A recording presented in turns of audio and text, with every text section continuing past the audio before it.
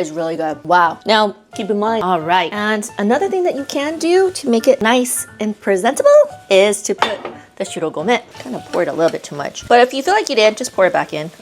It's just shoyu and sugar, so it's okay if it mixes in the rest that you have left. And if you do have left, like I said earlier, just save it because you could use it on regular mochi wrapped, nori wrapped around it. And then it'll be a nice little snack too.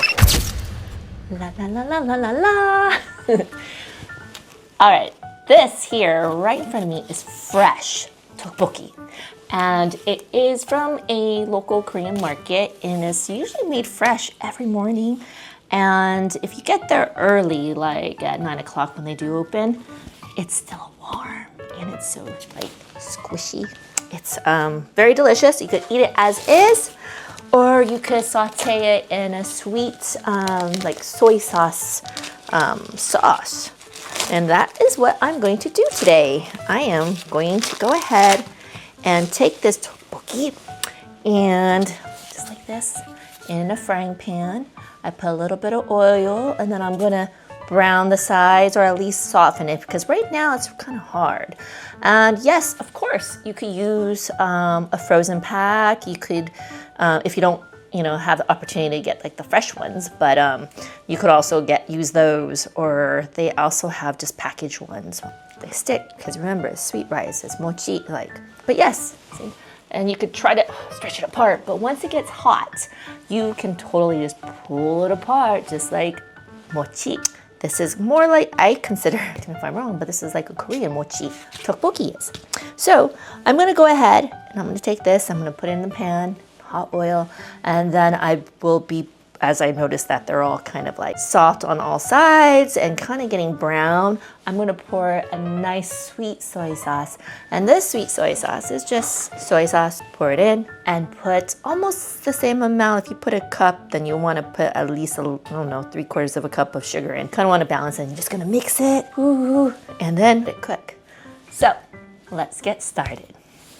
I have my pan and I'm gonna heat it up and I'm gonna place my tteokbokki on it. But while it's heating up, I'm gonna make my sauce. Then I'm gonna pour that sweet soy sauce. So I have my sugar, my soy sauce, my shoyu, pour it in. I think that's good enough. Oh, and the good thing is this here, you have some leftover of this sauce. It lasts pretty long. You could put it in a container, store it away, and then when you're ready to make just regular mochi with nori wrapped around, you could pour this sauce on it and dip it in and just eat it as a snack. So if you have extra of this sauce left over, it's okay. Now I'm gonna put some sugar. I know, how much sugar? I don't know. I just kind of pour it in. I kind of guesstimate, estimate. And then I'm just gonna go ahead to this. Mix, mix, mix. Now, I know sometimes you could put it in the microwave to have that whole entire melting process be fast, but let's just try it. Just put as the amount of sugar that you feel like is good for you. All right, I think I put the right amount of sugar that I like. That would be just right with my tteokbokki. So let's walk over to my stove over there and let's get cooking. Okay, I turned on my heat and I'm just gonna put some sesame seed oil. I kind of put probably just enough to cover the whole pan, because what's gonna happen is it's gonna kind of because it's sweet rice like mochi, it's sticky. You want to make sure that you put enough oil so that you could turn it around and it kind of covers the whole entire tteokbokki. It will prevent the sticking of both of them together. Just like that. It's sticky. What I mean by sticky, like sticky. So just place it in.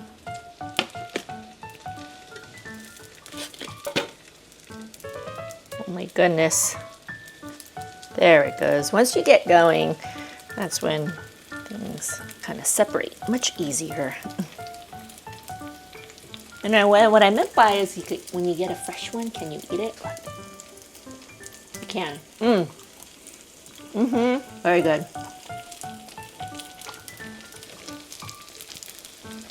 All right, oops. Could fit everything on this pan.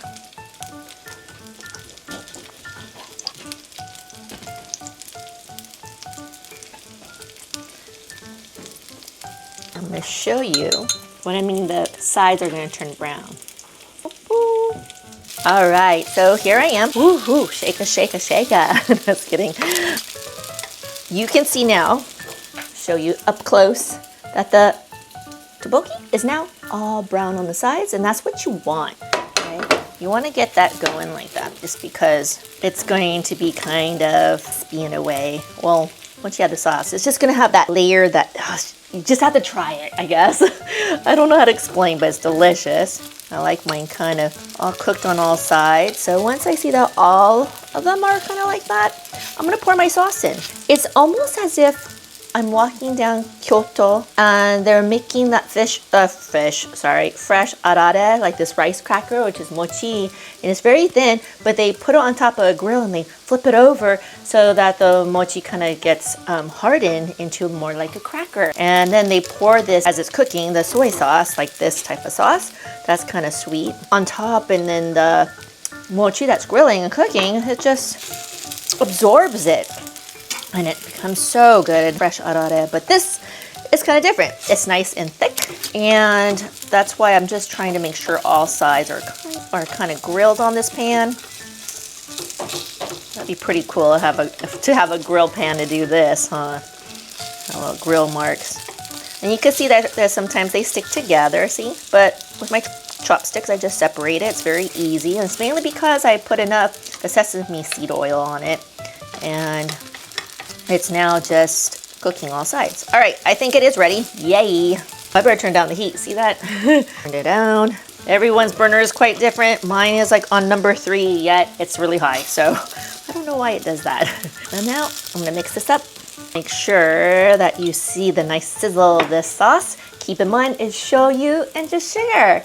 If you want to add a little bit of water to kind of make it less salty flavor, then you can, let's show you. But honest truth, once you mix that sugar in, so good. Here we go. Are you ready? 2, 3. Ooh. Yay. You can smell it already. What I mean by smell is the shoyu is cooked, and you could automatically see that the tteokbokki is already taking the color.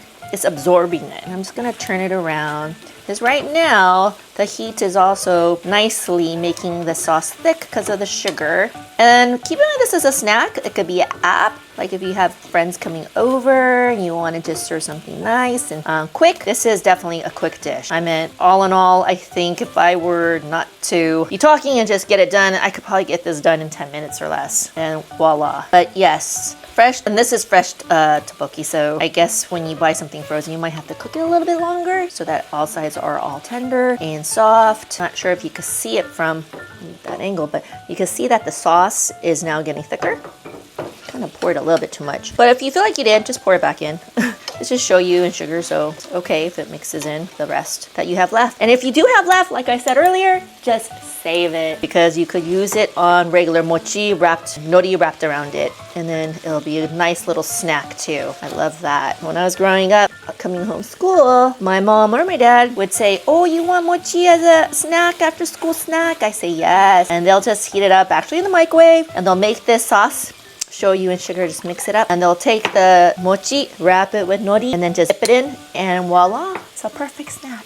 And I love the chewiness. All right, look how thick it's become. Oh, this is really turning out beautiful. I mean, the color of the shoyu and the tteokbokki is just perfect. It's like a glaze, almost like a maple leaf syrup. Now, be careful though, because you don't want to burn your shoyu. So once you see that it's kind of thickening and it's becoming like a glazed syrup, you might really want to turn down your heat a little bit more. And oh yeah, this is perfect. This is really perfect. Should get a plate ready for it. But I'm just gonna show you how thick the sauce became. This is perfect. Okay, I hope you can see that. I'm gonna turn off my heat now. I'm going to grab I'll grab this plate. Don't mind the mess in there. I'll use this plate here. And hopefully, let me see. Very good. I'm just gonna plop it on here. You can see the thickness. Oh, look at that. Oh, very nice. Now, if you really would love to make it more like a nice app when you have guests come over, well, I'm just gonna grab one and just try to, you could actually chop up small slices of green onion and then put it on top as well with your shirogome. Now, oh, I don't think this is a good idea. I'm gonna go ahead and soak this. I'm so sorry. Just the sugar will stick, so I'm just gonna soak it real fast. With hot water. All right, and another thing that you can do to make it nice and presentable is to put the shirogome, and that is sesame seeds. Let me see if I can find it. The last touch, like I said, you could dice up some green onions and put on top, or you could put shirogome, and that's white seeds, roasted sesame seeds. And I'm just gonna put some on. And voila. Look at this, isn't this delicious? Or looks delicious? Should I try it? Of course, let me see. I'll take this one here. But look how cute it is, and look at the glaze all around. It is really good. Wow. Now, keep in mind, make sure when you start pan frying it, you get all the sides kind of all cooked, like that brownish texture to it. Because the soy sauce that's on top of it, oh my gosh, with that little cook mark, it's like very good, very chewy, very good. Quick and easy, show you with sugar. That's it, tteokbokki. It's really good.